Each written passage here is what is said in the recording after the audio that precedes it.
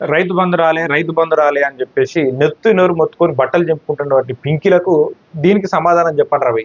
ఇప్పుడు ఏమంటాంది మీ పార్టీ కుటుంబ సభ్యురాలు, మీ మీ పార్టీ ప్రజాప్రతినిధి, మీ పార్టీ అధ్యక్షుడు ఉన్నాడు కదా, వర్కింగ్ ప్రెసిడెంట్ సొంత చెల్లె, మీ జాతీయ అధ్యక్షుడు కూతురు, మీ కుటుంబ పార్టీకి వన్ ఆఫ్ ద పిల్లర్.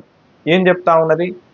1 ఎకరా ఉన్న వాళ్ళకు 10,000, 10 ఎకరాలు ఉన్న వాళ్ళకు 1,00,000 అని క్వశ్చన్ చేసింది. దీనికి సమాధానం చెప్పండి మీరు. పోనీ ఇట్లాంటి భూస్వాములు రైతు బంధు ఇవ్వలేదు అని అంటే మనం ఓకే అనొచ్చు, కానీ నీకు గుంట భూమి లేదు, కానీ నీకెందుకు ఈ దొరలకి భూస్వాములకి దొరసాలకు సేవలు చేయడానికైనా మనం వాట్సాప్లో రైతు బంధు రాలే అని.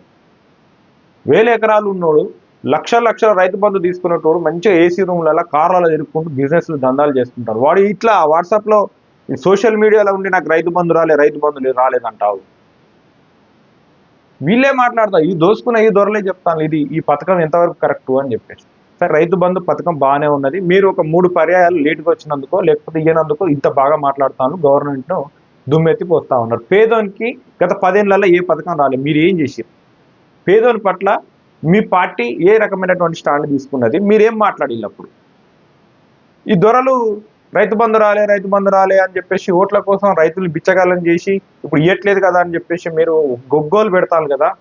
మరి పేదోనికి ₹1 చెందలే, రేషన్ కార్డు ఇవ్వలేదు, ఆరోగ్యశ్రీ కార్డు ఇవ్వలేదు, పేదోనికి అక్కడికి వచ్చే పని చేయలేదు. పాపం ఈ రైతులకైనా వాళ్ళకు భూమి ఉంటుంది, భూముల మీద వాళ్ళకు రైతు బంధు వస్తున్నది, పంట పండించుకుంటారు. మరి పేదోనికి ఏమీ లేదు, రైతు కూలీలకి ఏం లేదు. వాస్తవానికి భూమి లేని కౌలు రైతు ఉన్నాడు కదా, కౌలు రైతు కూడా ₹1 ఉపయోగపడ్డది లేదు. మీరు చెప్పండి ఇప్పుడు, ఈ రైతు బంధుతోటి ఎవడు బాగుపడ్డాడు?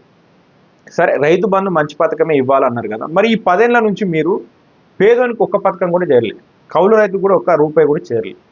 మరి దానిపైన మీరు ఎందుకు స్పందించలేదు? అంటే మీరు దొరలకు ఊడిగం చేస్తారా? దోసుకునే దొరలకు, భూస్వాములకు, దొరసానమ్మలకు సేవ చేసుడేనా మీ పని? వాళ్ళ పనులలో వాళ్ళు ఉంటారు. మీరు ఈ సోషల్ మీడియాలో వాడిచ్చే బీరుకో బిర్యానీకో మెసేజ్లు పెట్టుకుంటారు, రైతు బంధు రాలే. అసలు నీకు ఎన్ని గుంటలు ఉన్నది నువ్వు అడగడానికి? ఈ దొరల బాధలు మీకెందుకు? భూస్వాముల బాధలు మీకెందుకు? ఒక్కొక్కరు రైతు బంధు తీసుకున్నప్పుడు అమెరికాలో, జపాన్లో, విదేశాలల్లో, హైదరాబాద్లలో, మహానగరాలల్లో ఏసీ రూమ్లలో అంటే మీకేం బాధ రా? ఈ సోషల్ మీడియాలల్లో, ఫేస్బుక్లలో రైతు బంధు రాలే అని అంటున్నారు.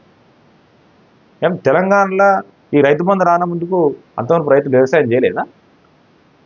ఇప్పుడు మొన్న 3 పర్యాలు చేయలేదా? దీనికి సమాధానం చెప్పుకుని మీరు ఒకటే బట్టలు చెప్పుకుంటారు కదా పింకీస్, 1 ఎకరానికి 10,000, 10 ఎకరాలు ఉన్నోనికి ₹1,00,000 ఎట్లా? ఇది సమంజసమా అని చెప్పేసి మీ అక్కే అడుగుతాను. దీనికి మీరు సమాధానం చెప్పారు. సిగ్గు తెచ్చుకోరు ఇప్పటికైనా. ఈ రైతు బంధు రాలే, ఆర్థిక పరిస్థితి బాగలేదు, రాష్ట్ర ఆర్థిక పరిస్థితి బాగలేదు, అప్పులు అయిపోయినాయి, రోజువారీ కష్టాలే, రోజువారీ దినదిన గండంగా నడుస్తూ ఉన్నది మీ దొర చేసినటువంటి అప్పులకు. కాళేశ్వరం చెప్పి 1,00,000 కోట్లు ఖర్చు పెట్టి పోనీ సుక్క నీరన్న వాడుకున్న 2 పర్యాయాలు కనీసం సుక్క వాడుకునేటువంటి పరిస్థితి లేదు.